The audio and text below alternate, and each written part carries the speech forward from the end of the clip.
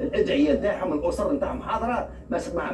ما سبقش انه حدثت مثل هذه الظاهره في المونديالات السابقه.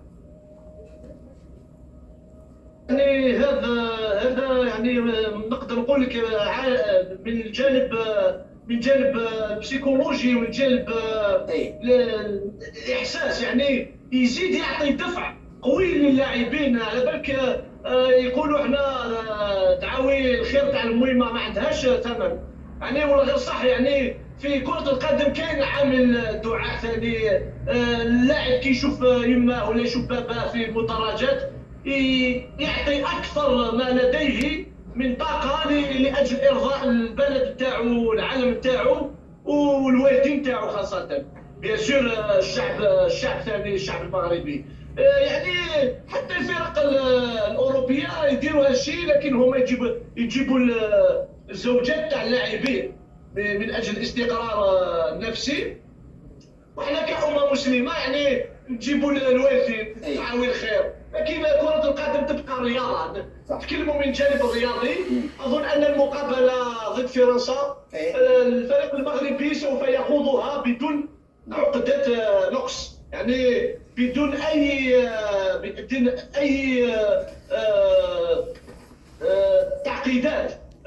الفريق المغربي يعرف قيمته، على باله باللي تفاز على نائب كأس، نائب بطل العالم، فاز على فريق بطل العالم، يعني فاز على البرتغال بطل اوروبا. يعني واش الفريق الفرنسي يعني ما يمثلوش يعني عقبه من المستحيل يعني اجتيازها.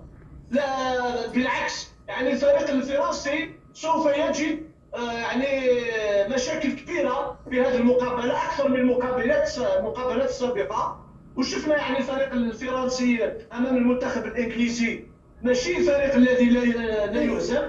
يعني الفريق الانجليزي ضيع فرصه التاهل بغباء، نقدر اسمحوا لي على الكلمه هذه، بغباء كبير. وهنا يعني الفريق المغربي يدير في راسه باللي انا المترشح ليس الفريق الفرنسي، لان الفريق المغربي ما انهزم في اي مقابله في هذا المونديال، عكس الفريق الفرنسي اللي يعني وجد صعوبات جمه في اكثر مقابلات اللي خاضها.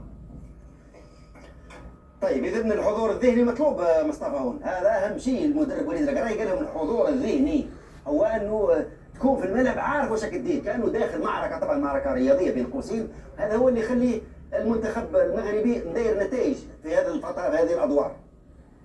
نعم، هي المقابله سوف تكون معركه تكتيكيه طبعا بين الركراكي وديشون. يعني طريقه لعب الفريق الفرنسي تختلف نوعا ما عن طريقه لعب الفريق المغربي اللي عنده لاعبين مهاريين تقنيا، عكس الفريق الفرنسي اللي عنده مبابي اللي يشكل يعني خطر كبير. لكن الفريق الفرنسي يلعب بروح المجموعه اون بلوك، يعني يدافعوا ويهاجموا دي بلوك اوفونسيف دي بلوك ديفونسيف. لكن الفريق المغربي عنده لاعبين عندهم السرعه، عندهم تحكم في الكره، وعندهم ثاني يعني هذيك الروح القتاليه اللي ما عندهمش الفريق الفرنسي.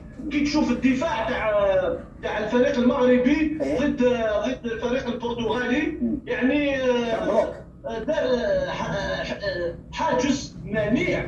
ما كاينش الحلول للفريق البرتغالي. وهنا يعني سوف يلعب بنفس الطريقه، لكن بهجوم اكثر على مقابله الفريق البرتغالي. ان شاء الله الفريق المغربي يزيد يامن بالقدرات نتاعو اكثر ما اكثر، ويدير في راسه باللي هو على 90 او 120 دقيقه من مونديال، من نهائي تاريخي، ويجي يدير في باله باللي راهو يلعب في ارض عربيه، ارض مسلمه، دونك عامل الجمهور. نعم مصطفى، يبدو انه فقدنا مصطفى.